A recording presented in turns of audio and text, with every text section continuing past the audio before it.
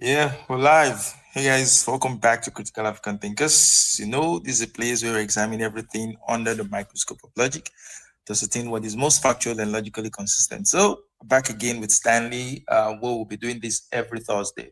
We just talk about stuff, right? So, hey, how you doing? How's it going? What's new? I'm What's doing good? well. It's the same old, same old. Just keep your nose to the grindstone. Yeah. So you were telling me before we came on live that you had a show. You had a show Well, overnight. What was it well, yeah, about? I do a show called Stanley versus the World. Usually, it's more or less weekdays. Uh, I've kind of settled on 3:30, 3:45 Mm, Eastern time in the morning, and it just kind of works for me. Not a lot of distractions, and if I'm going to do an overnight, it just works. Kind of bleeds into kind of start with videos or stuff, but the primary focus is actually just news and current events and kind of analysis on the fly. So, uh, Stanley versus the world. That's bold. You ready to take on the world? oh well, I'll tell you what, Portia J. Uh, she just saw a crotchety old man who was just cantankerous and said, "Hey, let's do a show." So I'm just kind of the cantankerous old man, the brains behind the outfit, the kind of the executive producer. She's a wonderful young Republican from Texas. Oh, Uh, so she says, "Let's make a fool of this liberal. let's monetize foolishness." So yeah.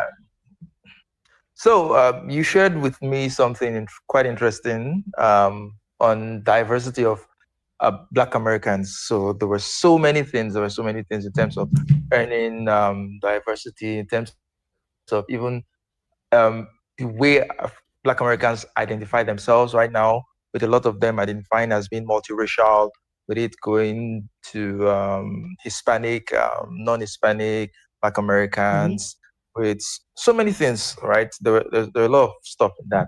So we're just going to break it down. What's like diversity means in this context, right? Well, let me Um, there's kind of a story behind it, and I've been kind of thinking about it for years. There's a guy named Colin Woodard who wrote 12 Nations of America. mm, And, there really is no America, or basically the way America developed from east to west. You've probably heard of New England, there's the South, there's the Mid Atlantic. And we are one nation, but we're a federal nation. mm, Before America was formed, each state was independent. And for instance, I remember I'm from Savannah, Georgia. I wound up working in upstate South Carolina, next state over. A little bit more Piedmont, a little bit more hilly. Leading into the Appalachian Mountains. mm. And one day I was talking to a white guy, coworker, and he asked, I was brand new there, and he goes, "Well, where are you from?" And he said, I told him Savannah, Georgia, and he looked at me, white man, Mm. black man. He goes, "Oh, you're English," and I was like, "What?" well, What did he mean by that you're English? well, no, I mean, back in the day, if you look at American history, and I don't want to get too deep into it, but the people that lived up in the hill country, you know, Mm. I'm from coastal. There's a coastal South. There is a mountain Appalachian mountain South, and Charleston and Savannah, were probably more carbon copies of um, England. With the Mm. class system, there's an upper class. There's workers. Mm. Charleston especially, it was almost a carbon copy of the English So, so, aristocracy. There was so an he was agriculture. saying, in essence, he was saying you're culturally English because where you came Yep, from yep. mirrors a lot And of. it stunned me. I was not expecting that, and then ever since then, I've been. America is someone describes it way more knowledgeable than me. Describes America's not a melting pot; it's a mosaic. There are a Mm, lot of cultures that you step back from the picture, you see a picture, but you get up close, you see many pictures making up a big picture. You've seen yeah. those kind of dot matrix sort of mosaic type prints. Mm, So, there is no white culture. There are many white cultures that make up, quote, white culture. yeah. America is an umbrella, and then there are just many different kind of pieces of the puzzle. We have a lot of commonalities, but black people in Savannah are not like the black people in New Orleans, not like the black people in Chicago. Um, Yeah, so there are, I was going you to know, get to that, but that guy referring to you as being English is something that I can relate with. Um, if someone had said that to you and I was present, I would not have been surprised because even in Africa, yeah, if, even in Africa, when we look at African Americans or we look at people in the West, we just say, "Ah, the white people." Now we do Mhm. know the distinction that's we do know there's African Americans, there are actually white Americans, but culturally speaking, you're white people, right? So Right.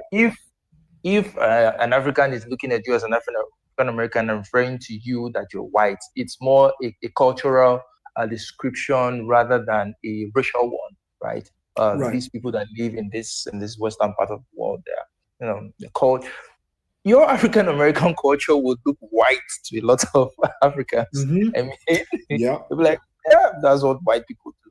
And there was a time we were watching a movie with my younger sister, and she was like, huh, white people. And who was on the screen that she was saying that to? I was an African American. I was like, so yeah, it's something within a culture itself, there are different subcultures, but Mhm. there's something still distinct about the whole that you can look and say this is uniquely American, right? So yeah, I Right. Well, wouldn't I have been mean, surprised with that you comment. go, I've been, to places like Egypt and the Middle East. They just, as soon as they hear you speak, oh, you're American. They Yeah, don't go black American, white American. yeah, No, you're American. yep.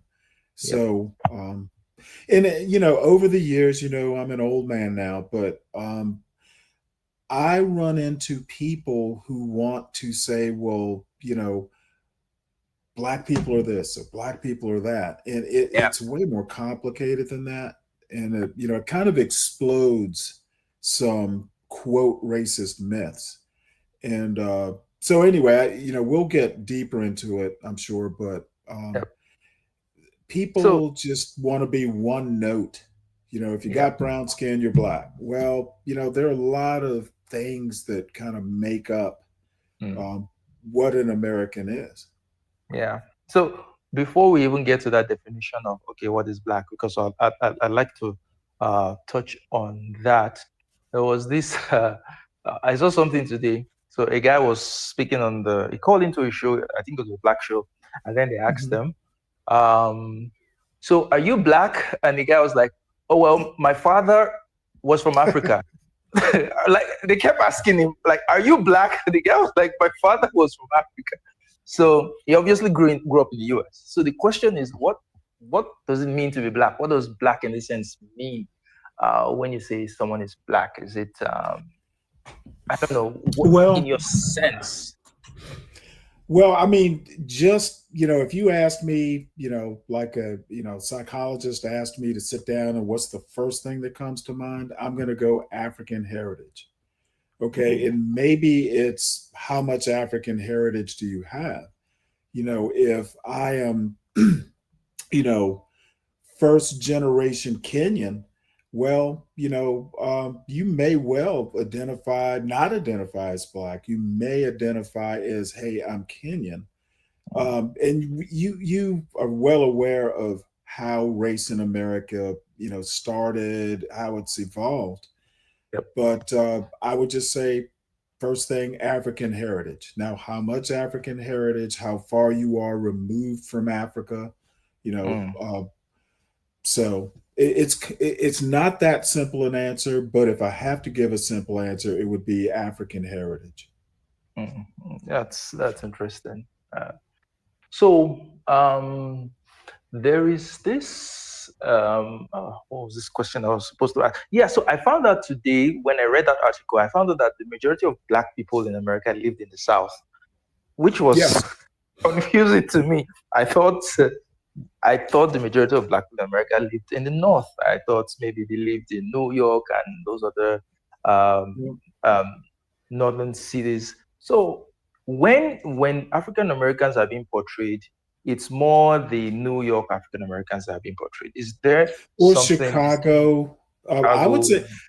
say Chicago, New York, Philadelphia, and maybe Mm, DC, but usually it's Philadelphia, New York. And I don't have the numbers in front of me, but um, New York, I believe Texas, uh, in as a number has more people who identify black than any mm, other state in the union. wow, Then it's Florida. Florida surprised me, and then Georgia. Um, that's interesting. So, yeah, so, so this question, my question now is the Chicago, Detroit, African American culture that is Detroit's another being one of those cities. that's being portrayed in the media. Are they representative of Black America? Is that how Black America is cut across? If you go down to Texas or you go down to Florida, is that the same thing you'd see, or is there something distinct about those African Americans in other parts of the U.S.? Well, I mean, there's always been blacks in what we would call the North. However, Detroit, Chicago, to a lesser extent, LA, Philadelphia, DC, New York, um, they there's something called the Great Migration that happened roughly between World War One, maybe a little bit before World War One. Um, and some people will just say, hey, it was between like 1917 and 1970. But I'm just going to talk about, most of that, the bulk of that migration from the South, places like Alabama, Mississippi, Georgia, South Carolina. The bulk of that happened a little bit before the First World War, up to the Second World War, and it happened a little bit after that. But bulk of it between the world wars, people from places like Mississippi would wind up in Chicago. People Mm, from South Carolina or Georgia would wind up in New York City or Philadelphia. So there were black people there before, but the masses, the ramp up in population happened, and it was mainly due to a South Jim Crow, some oppression people just mm, wanted to get away from. So slavery was primarily in the South. Most African slaves were brought into places like Charleston or Savannah, um, New Orleans. So that's why. And after the African slavery, I think it was 1808, is when the African slave trade was banned. Well, mm, after that, people would smuggle slaves in places like Alabama. However, there was an internal slave trade where mm, people would sell their slaves from, say, Virginia or Maryland or North Carolina. The term was, we're going to sell you south. mm, So slavery basically started on the East Coast, but once after the Louisiana Purchase, slavery basically went north to the south. Now that north to south might be to Georgia, or it might be all mm, the way over to Mississippi or Texas or somewhere. Slavery mm, basically moved west, but the South was the locus. So what mm. we would call the South, it moved west. Um, so that's why most. people who are at least descendants of American slaves live in the South. You know, the Mm. origin point is the South, and many migrated north. So it So, was. Go ahead. so give me a sense of the culture of Black Americans in the South. Do they sound like the Southerners? Like, do they have this Southern drawl that you hear from Yeah. um, tho- those Texas accents and so on and so forth? Do they have all Well, I that? mean, you know, Portia, for instance, she has a Southern drawl, but I can detect that it's different from my Southern drawl. Hmm. You know, You have just a like Southern drawl? people tell me I do. I haven't It's noticed. funny. The only time, you know, if you're a Southerner, you know, you don't pick it up. If you're from New York City, oh, you're from the South. You know, they know it instantly. So you know how Yeah. accents work. But you go up to places like Chicago, you go up to places like New York. If the origin of their family is from the American South, they're likely to have, you know, at least some form, you know, some of the sentences, some of the syntax, some of the pronunciation will, you know, you'll detect a South. And then there's a whole nother thing about Gullah, uh, you know, Sea Islands, mostly of South Carolina, but from Georgia, that's a whole different, like John McWhorter, you know, he's one of his specialties years ago was Creole. So, you Mm. know, people who are really into linguistics could probably discuss it way better. But, you know, hell, my mother's side of the family is from the Sea Islands of South Carolina. I'll go over there and we're talking like 50 miles, you know, from Savannah to the Sea Islands to St. Helena or Beaufort or somewhere. It'll take me a few minutes to figure out. It's almost like a Scottish accent in Mm. England, where you know they're speaking English, but they're speaking it in a way you have to kind of get used to. Mm. So accents and who has what accent and from where, that's above my pay grade and a totally different show. Yeah. However, you know when they talk Black English, Ebonics, that sort of thing. It's a Southern inflection. You know that the origin of say Ebonics is the South. Mm. So, but it's Ebonics is more domiciled in the north, in the northern places where you have a concentration No, of I African no Americans, right? nope. Uh, You'll find you know what we might, and there's a term for it that you know we've evolved from Ebonics. It's Black Vernacular English or something like that. I don't. Again, I'm not a is linguist, but is something like AAVE, something like that. yes, yes, yes. I can't remember. It might be AVE. Someone mentioned it the other night on my show, who probably knows more about this stuff than I do. But yeah, when we're talking Black English, it has a Southern origin. You Mm. know, things like Gullah. I think you can even argue, and again, I'm not a linguist, so I could be wrong, but even Ebonics is a type of Creole. You know, it has Mm. rules, believe it or not. Yeah. John McWhorter wrote a book about it, which I've never read actually. But you know, someone of Yeah. his level, you want to talk about the language stuff.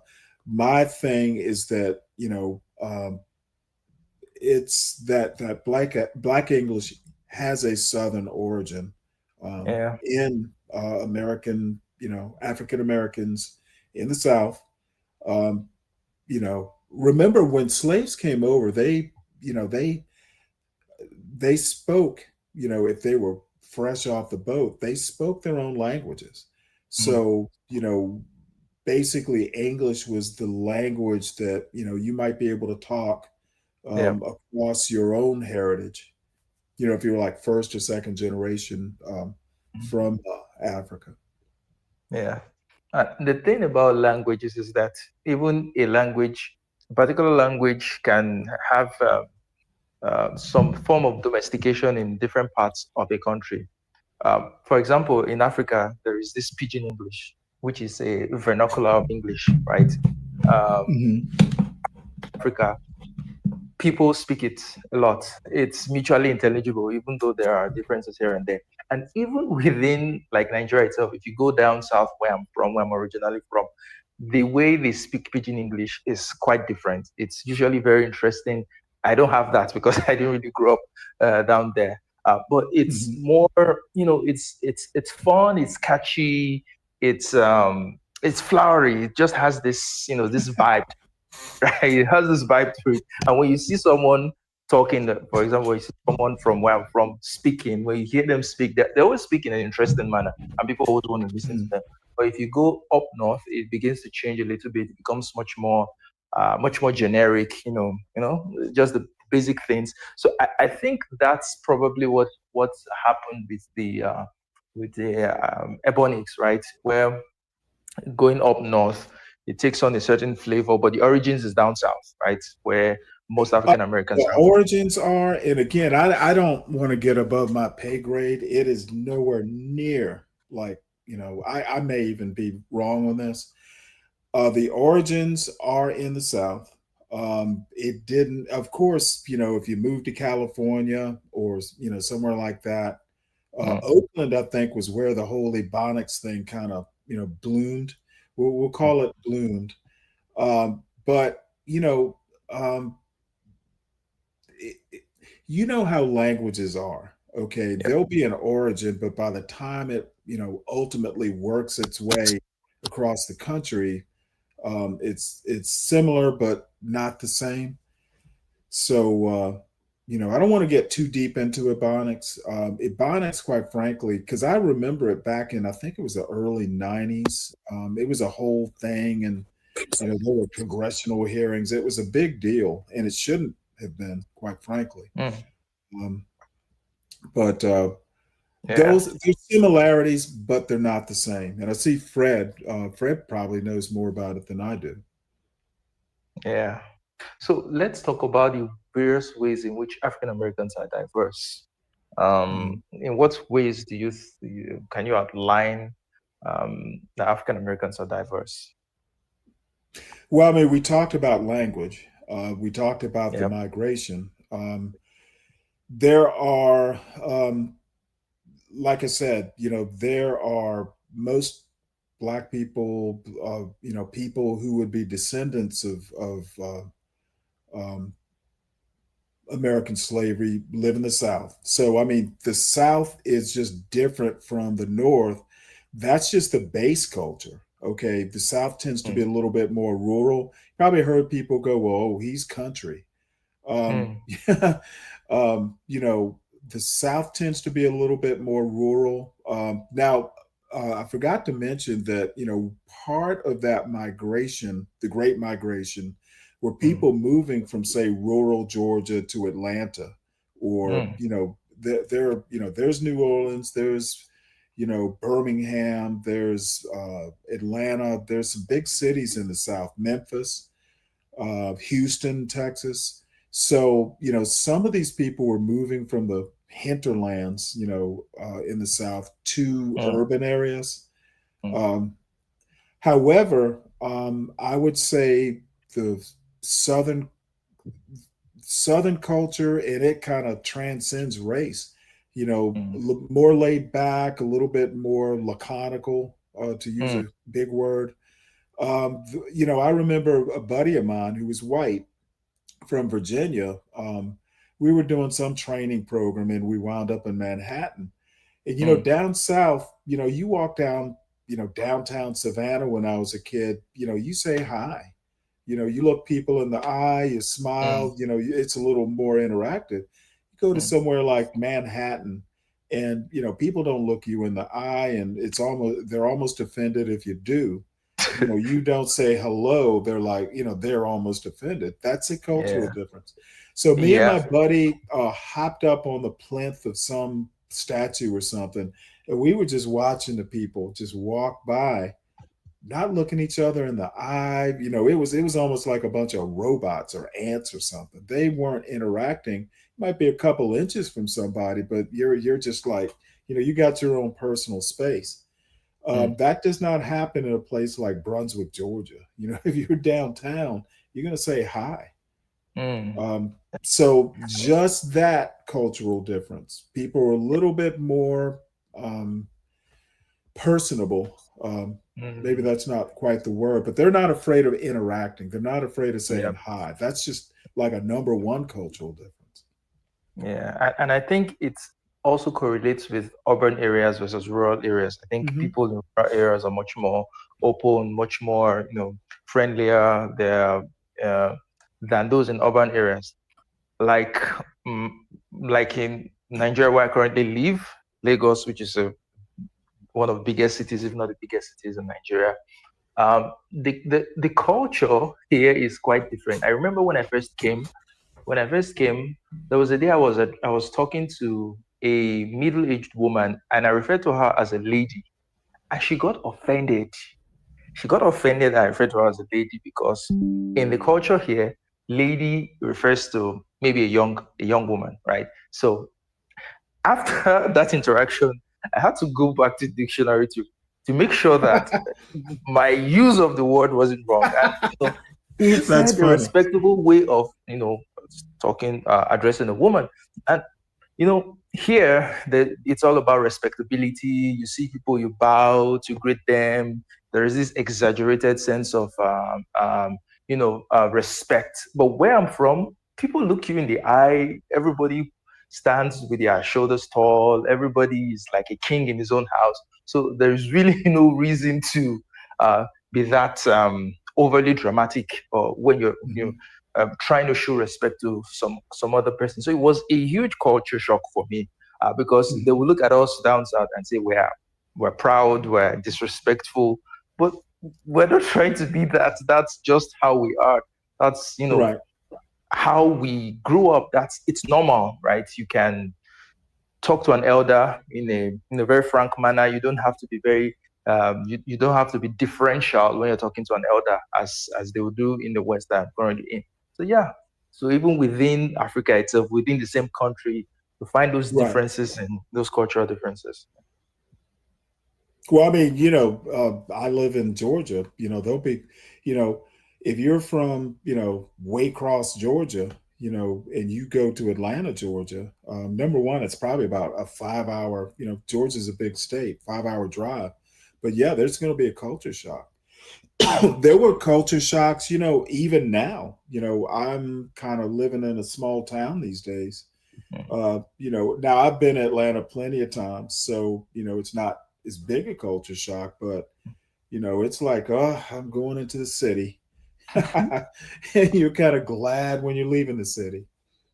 So one thing I want to understand is, if more of Black people live in urban areas, how, Well, I don't. because I'd have to look at that number. I don't think more Black people live in urban areas. so Uh, where are they concentrated? most of them either live suburban, and there's a Uh, caveat to that, and or rural. Now it's very close. It's not quite 50-50, but it's maybe 60-40. So you take suburban and mhm, rural, add them mhm, together, you will outnumber people who live urban. Now, the thing mhm, I haven't been able to quite figure out. I haven't been able to find anything, and I haven't done heavy research, but that urban living, even within urban areas, there's a difference between, say, inner city and living, it's in some townhouse in a nice urban neighborhood. mhm. I grew up, for instance, in Savannah, Georgia. I lived within the city limits, but I didn't grow up in the hood. It was, there was green grass. Unfortunately, I had to mow it to. Stanley, Um, that southern drawl you talked about that you mhm, have. I mhm. think I just picked it up when you said I, and you said ah. Yeah. So I think So it's there. yeah, so I haven't been able to find a breakdown of what urban is, say between like townhouse or something like that versus Mm. actual inner city. And I'm sure it's out there.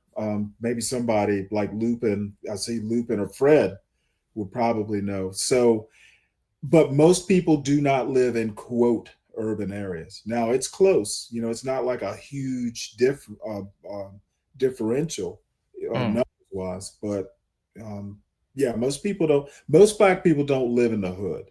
I can say that mm, with confidence. And a lot of people don't seem to understand that. A lot of people, and the reason I'm even thinking about it and have been thinking about it for quite some time is, people, and I won't talk about the types of people, but people just kind of assume like, oh, hey, you're into basketball or you've heard of this rapper, and that's not, hip hop culture.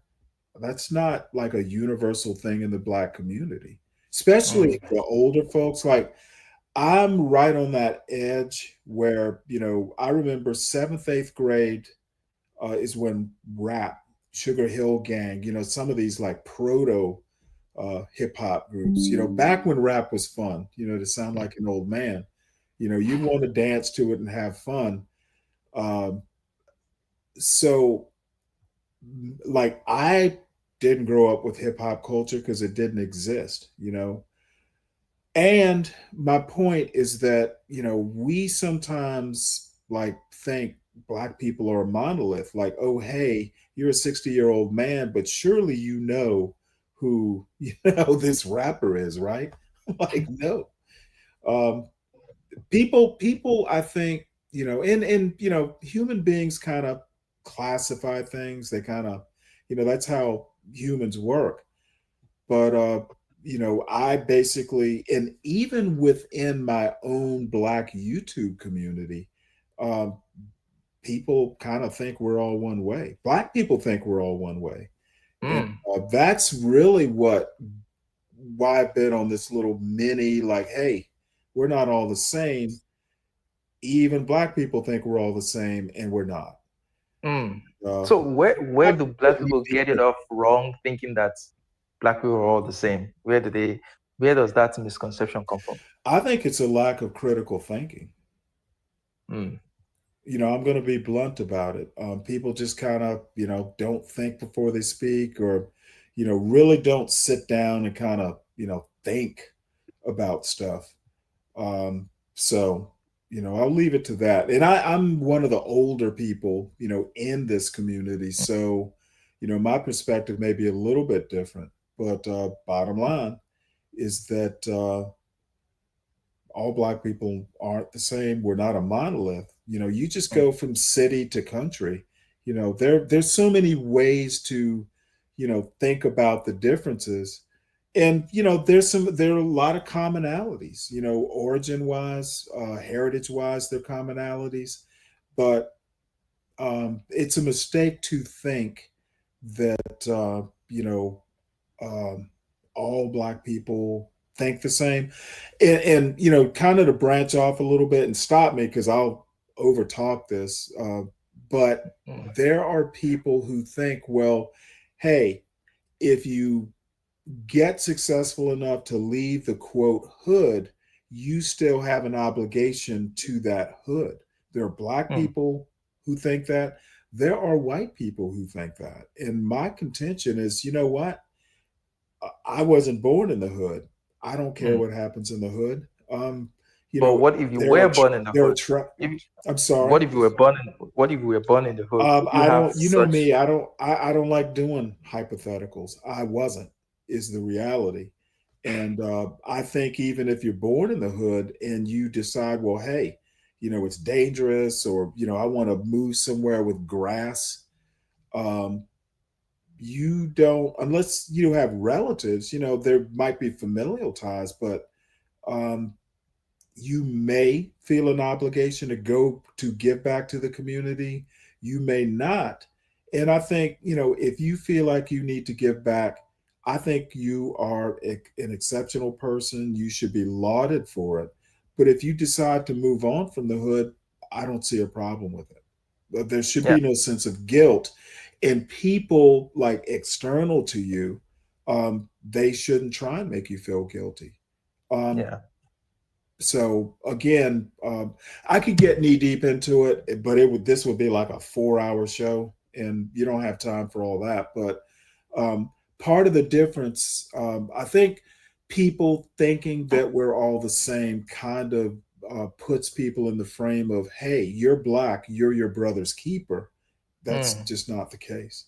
Yeah, I think where that arises from is the fact that, okay, because of this shared history of slavery, this shared history of oppression, it seems like black people have to say, we have to get each other's back because this is not a very friendly environment for us. Well, the So, thing is it was never that way. And again, you know me, I'm going to look at everything through a historical lens. We were unified, and it would actually make more sense back, say, in the 30s, where there were way more commonalities.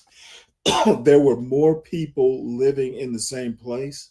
But, mm, after the Great Migration, it's just kind of life. People diversify.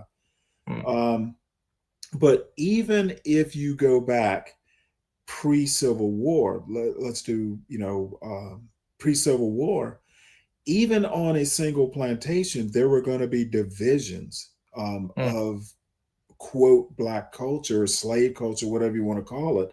There would be divisions, just house slave versus field slave. mm. And Fred is just laughing his ass off, I'm sure. Um, and Fred, you kind of know the origins of why I've changed my thinking over the years. Um, but what I'm saying is, black people were never a monolith, even when we were all under the same set of oppressions.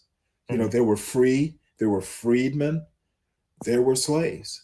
There were mm, northern, there were slaves in New York City, but they weren't like the slaves, say, down, in on Wormslow Plantation in, Georgia. Um, mm, so there were always differences. Some of these, monolith sort of ideas come from stereotypes, of course. And again, mm, I'm not a sociologist. I'm just kind of a layman who dabbles. So there are people who are way more steeped in this sort of thing, who are actual professionals, who could give, harder numbers, firmer ideas. It's just me, and I get too much time on my hands, so I kind of dabble and talk about it. But I'm an amateur. There are people way more qualified. So So let's talk a bit about the contributions of the African immigrants to the US, to the Black culture, to the diversifying of Black culture in America. How do you see that? Do you see African immigrants coming in and melting into Black American culture, or do they create something distinct? Is there a schism? You know, how does it play out when both well, communities meet? I talked about a mosaic. I don't think there was ever a melting pot. In that mosaic, there may be things that bleed over. We all speak English generally, Mm, as a legacy black. I'm trying to get away from FBA and ADOS. I'm more comfortable using, but I've just kind of started using legacy black Americans. wow. Like there are many white Americans who may, have immigrant origins, back in the early 20th century, who don't have as deep American roots as someone, whose origins or heritage may go back before the Civil War. Mm, So I want to make that distinction. But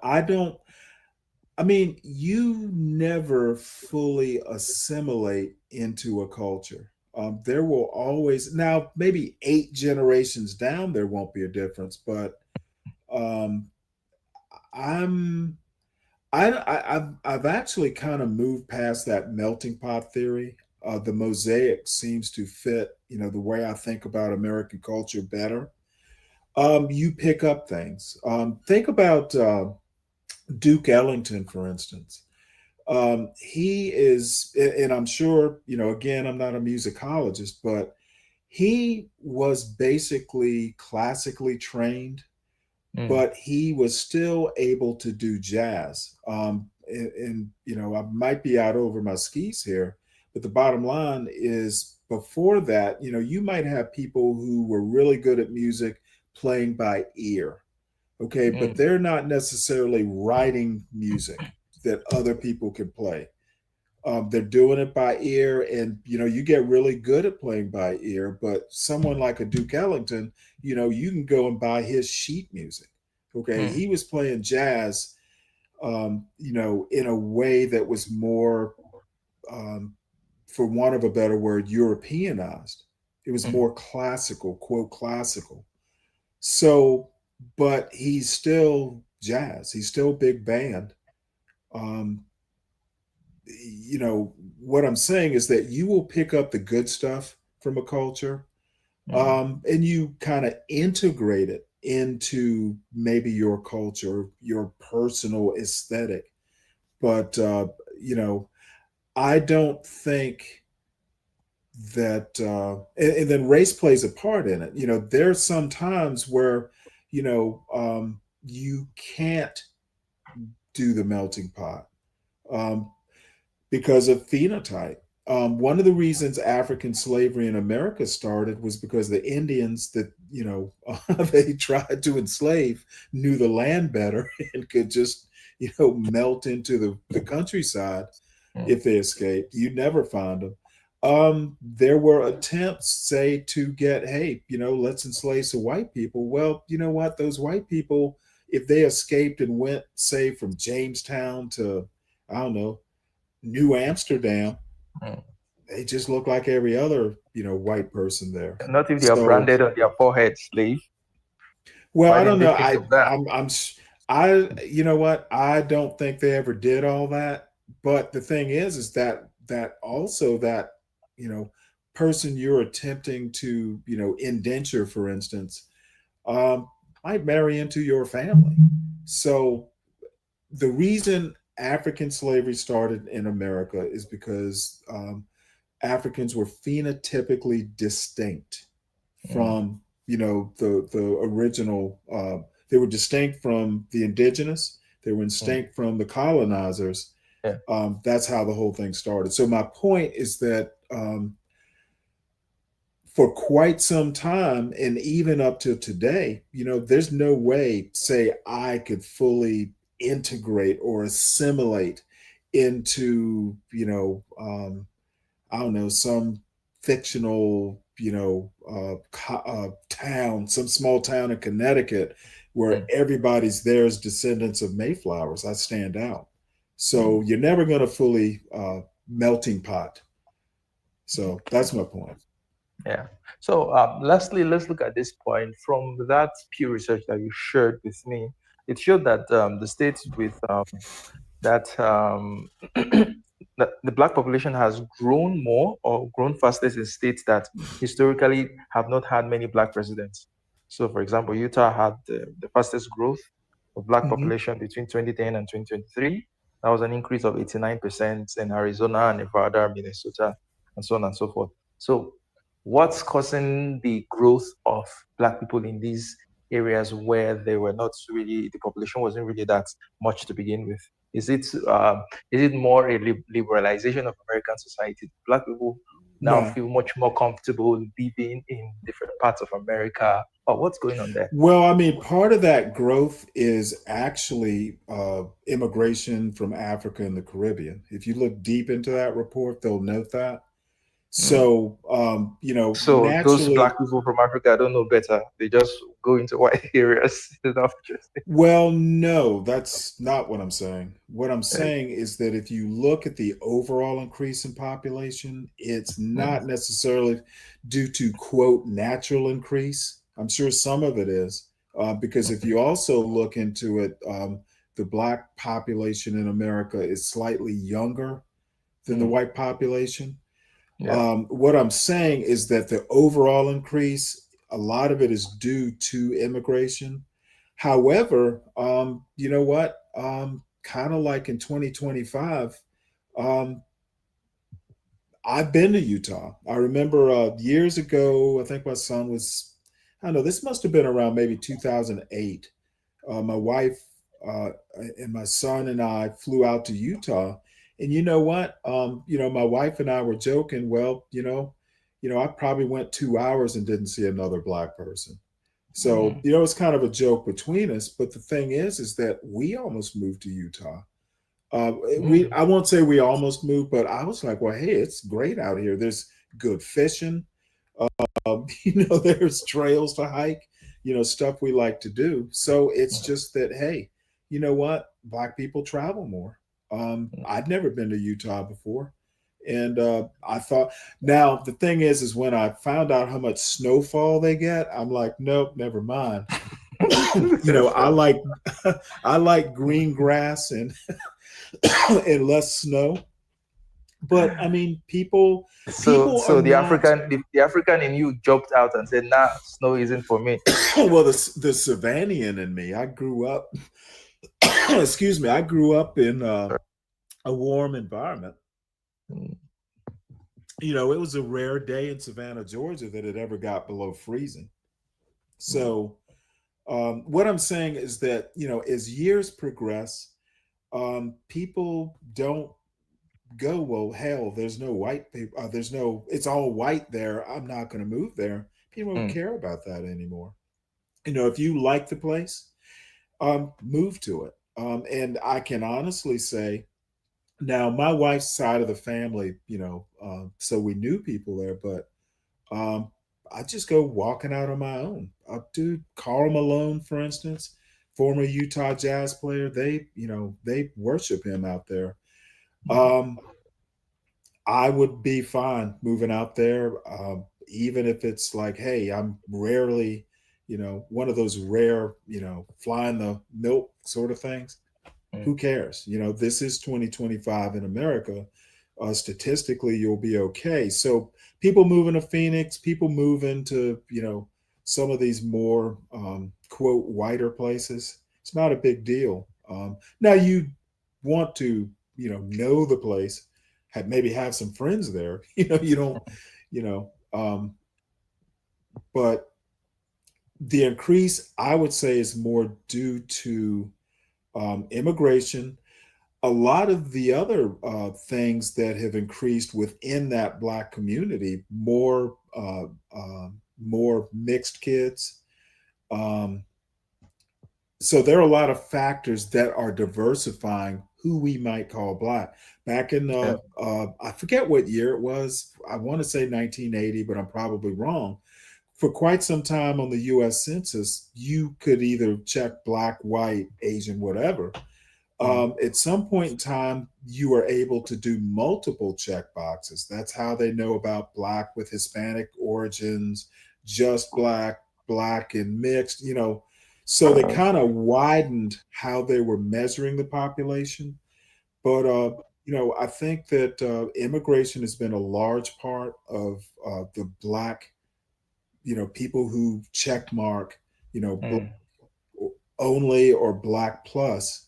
There're just more people immigrating in. Plus, there's a natural increase. That, by the way, natural increase is, what they used to talk about slaves. There are more slaves in the South due to natural increase, because we're breeding them or, whatever it is.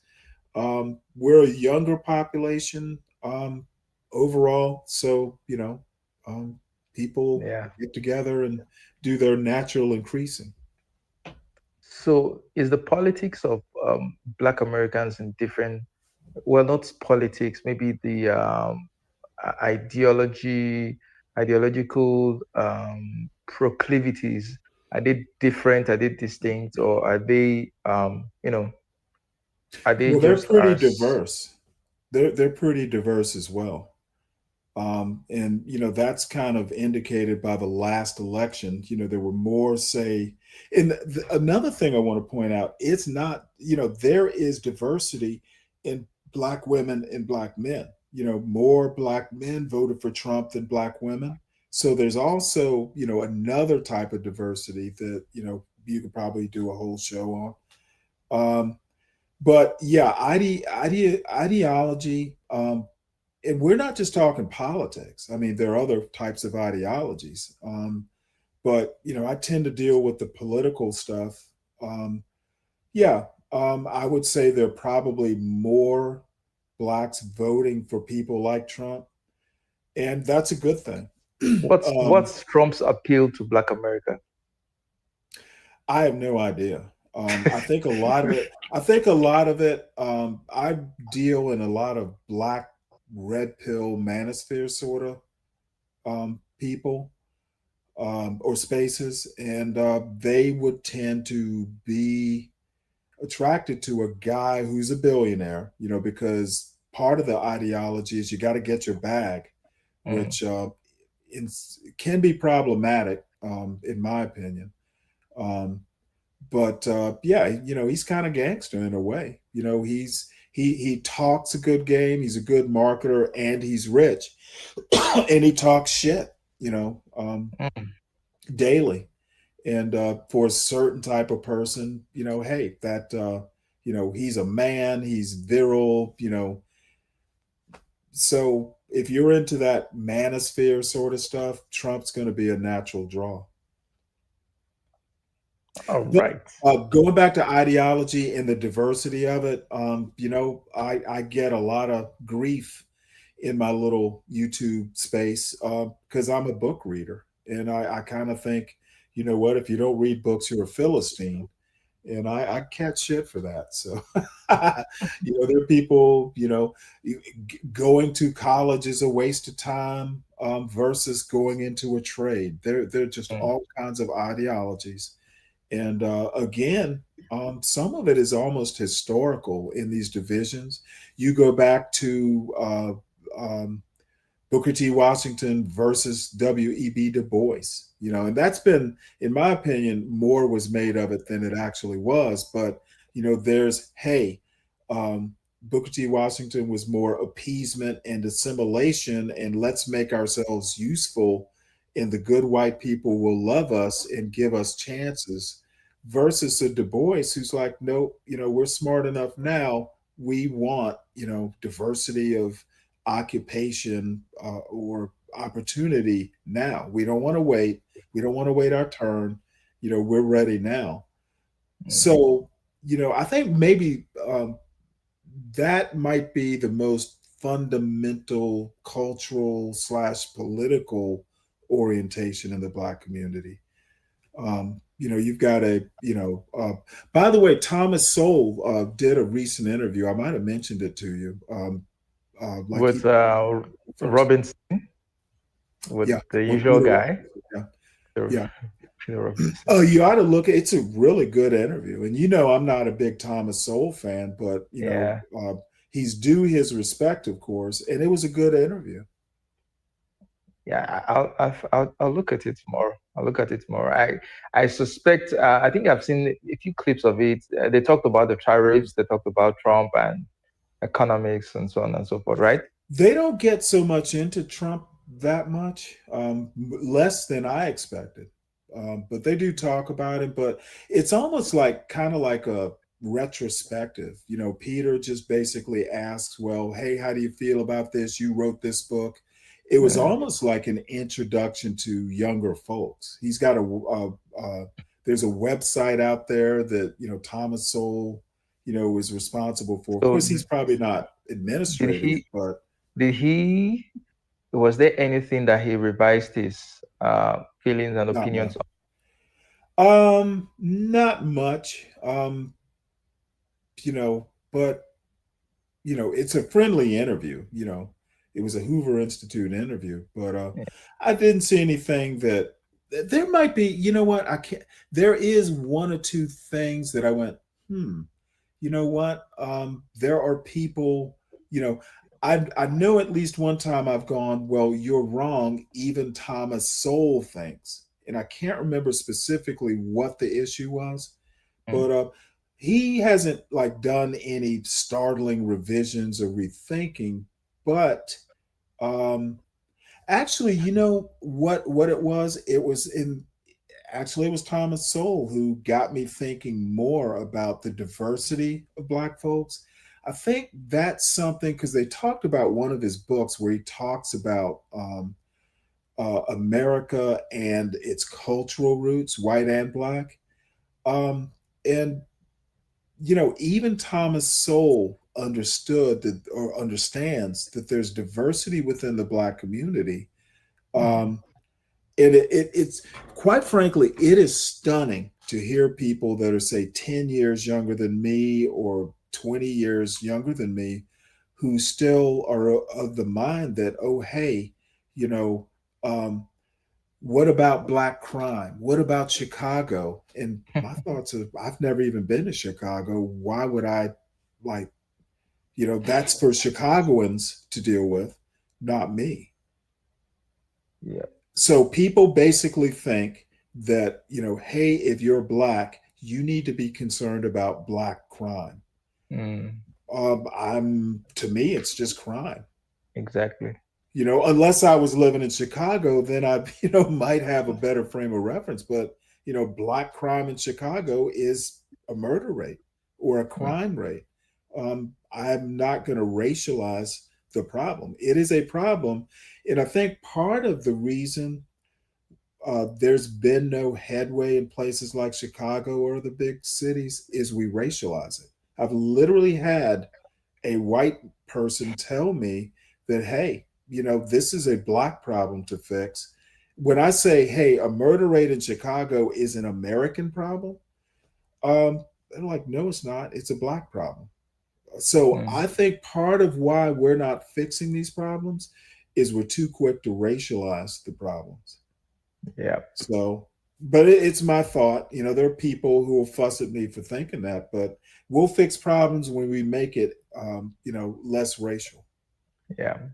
All right. I think this would be a very good place to draw this conversation to close. Stanley, thank you so much for coming. Yes, sir.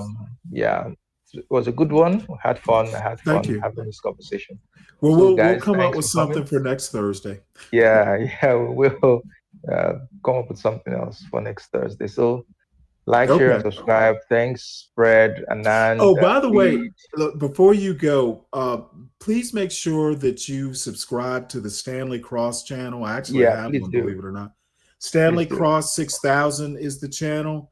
Also, make sure that you subscribe to the John Galt Urban Landlord channel. That's really where I do most of my live shows and stuff. They're kind enough to let an old codger like me, have some airtime. So, make sure you subscribe because, we all kind of intersect topic wise. It's political and all that stuff. So, thank you, Charles. Yeah, yeah. Please, guys, go subscribe to Stanley. I think maybe in our next show, I'll just put the link Yeah, to I'll make all sure. those other places so that people can go Okay. subscribe to it as well. All So right. Well, I'll good night, catch you Charles. guys, yeah, in another live stream. It's Take bye it for easy. now. Night, Stanley.